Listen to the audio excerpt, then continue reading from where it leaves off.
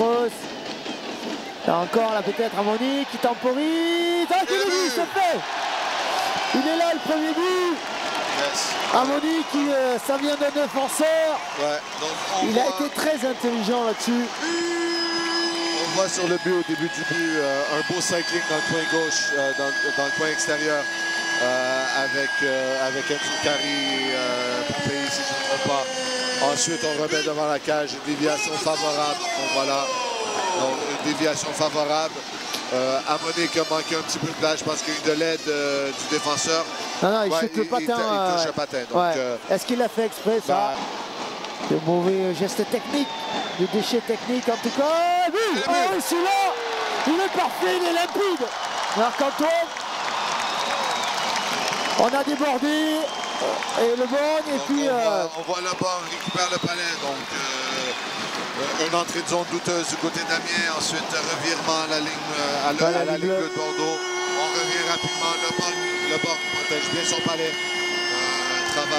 travaille très fort. Et au bon moment, la glisse à Rambello qui était prêt pour recevoir la passe. Ah là, le défenseur central, le Page. C'est focusé sur le palais, non sur le joueur.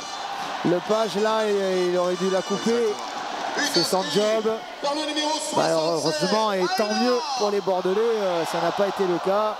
Jette ce palais à l'extérieur. Ils sont 6 joueurs sur la glace. Et le but. Ah ouais. C'est détourné, je crois, par...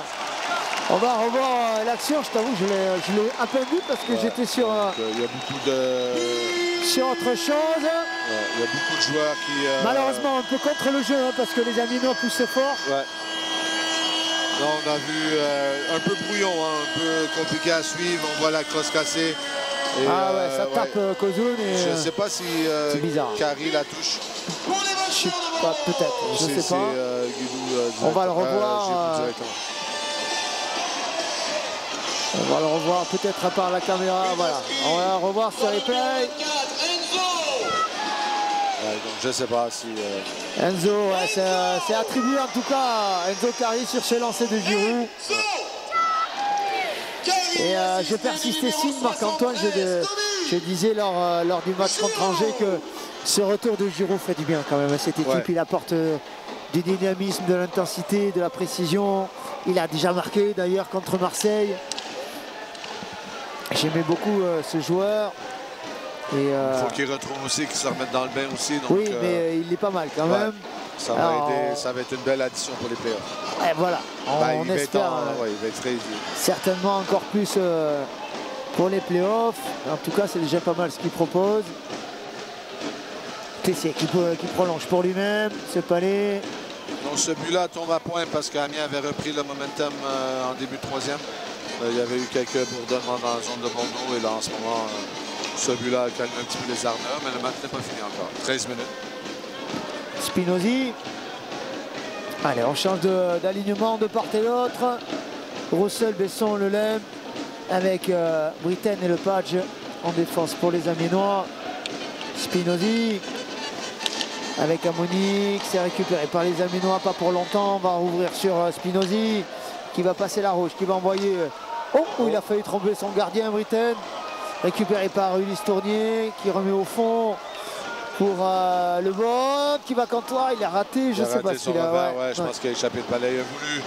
Je ne sais pas s'il a voulu faire la passe ou je ne sais pas trop, il n'y a que lui qui le sait.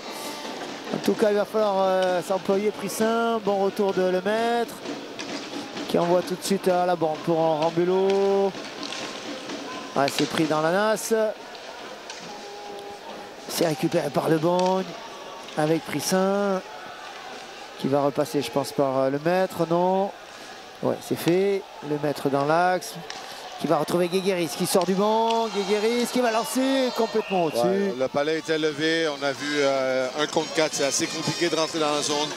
Essaye de faire un petit mouvement pour récupérer l'espace. Le but, c'est peut-être je ne sais pas si... je ne sais pas sûr, parce que la direction du palais... Là, parfait. C'est ralenti. Il le touche peut-être. Bravo. Il le touche. Gibert. Pas le but, Ils reviennent, les Amiénois.